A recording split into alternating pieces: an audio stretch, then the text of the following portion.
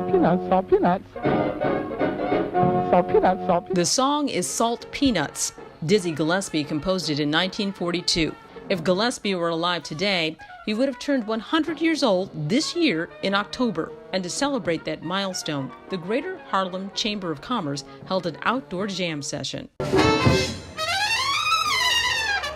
The live music was just one part of a dedication of 2 vivid renderings of Gillespie that span 5 stories high in a breathtaking display of vibrant color. 100th birthday, how amazing and how important and how large these murals are as the testimony to such a large spirit and such a large contribution to jazz and music. Musician and activist Vi Higginson was just one of the many people impressed with the murals of the father of bebop jazz. Andrew Luby was one of the men who recruited the painters. So there's one version of Dizzy Gillespie at a younger age in his life and another one at a much later period.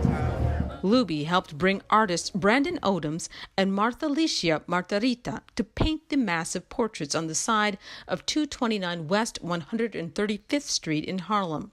So even though they're 2 separate murals, they wanted to each select a work and produce an imagery that would complement one another while still having enough strength by itself and resonate to the community and to people who know Dizzy Gillespie, but also people who are the younger generation who's discovering him. Although the artists could not be here today, they contribute to Luby's larger mission: erect 51 murals around the world, 20 right here in Harlem. His organization, called Street Anarchy, got it done by partnering with Salim Valancourt. He runs a nonprofit called Education is Not a Crime. We commissioned these amazing murals of Dizzy Gillespie to raise awareness about the denial of higher education to the Baha'i religious minority in Iran, and to draw lessons from the experience of African Americans in Harlem who have spent generations overcoming inequality.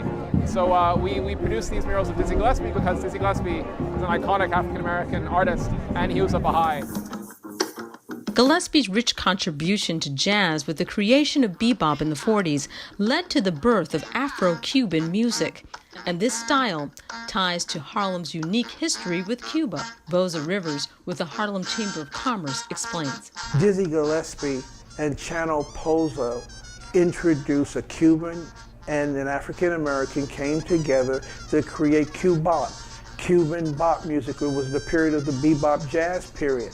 And so those musicians from Cuba started coming here. Today, this music fosters an atmosphere of cultural pride and diversity in these streets.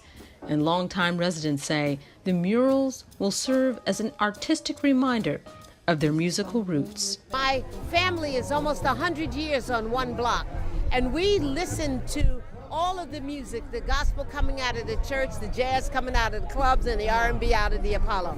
And that is part of our legacy and our history. And I needed and wanted to be here to witness this. When we pay tribute to our own, we are illuminating and amplifying the spirit of good music and good times, and the importance of unity, love, kindness, and compassion. That's what music means to me in Harlem as well.